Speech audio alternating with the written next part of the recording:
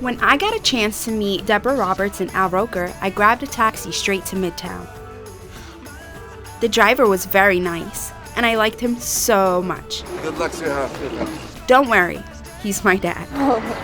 Okay, good luck. Inside, my fellow journalist Khalil and I met Miss Roberts and got a look inside ABC's 2020. Nice to meet you. Nice to meet you. I'm Khalil Applewhite. Khalil, nice to meet you.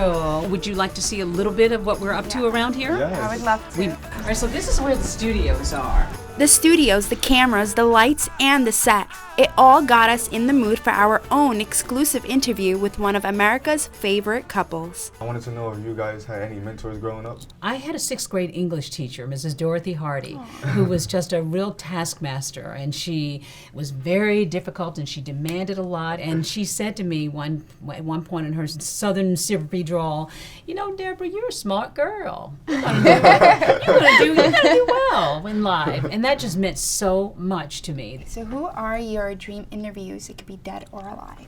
The creator of Peanuts, Charles Schultz. I got to interview him about 2 weeks before he passed away, and it was very meaningful. And based on the book, that you guys have written together, when you go to interview somebody, you're more serious and you research about them beforehand. And Wow, you read the book.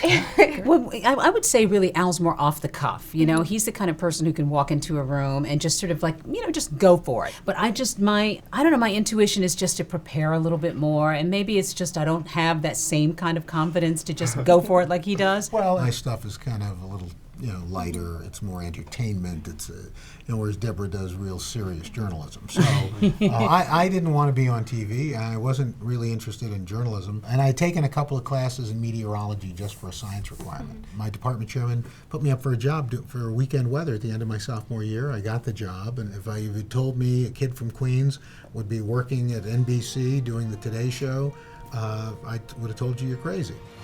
But there he is at the top of his game every morning and opening doors for us at NBC. This is our main studio, Studio 1A. This is my weather monitor, but they also use it for other stuff as well.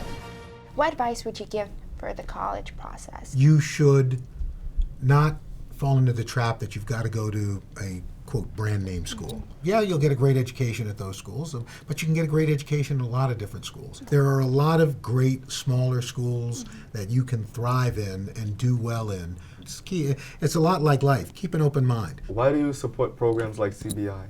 I just think the work that is being done with young people like you, I mean, if we're going to see more young people like you, my gosh, we need to just keep this going, forever and ever and ever. I just think it's great. And I also wish I had had somebody in my corner, much like you all do, when I was in high school. I really firsthand understand what a program like CBI can mean and what it can mean for your future, and the ability to also pay that forward to others.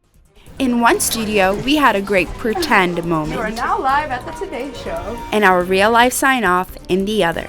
My name is Honoree Omar. My name is Carlo Applewhite. And I am college bound. Whoa. You guys are too cool. Too cool for the room.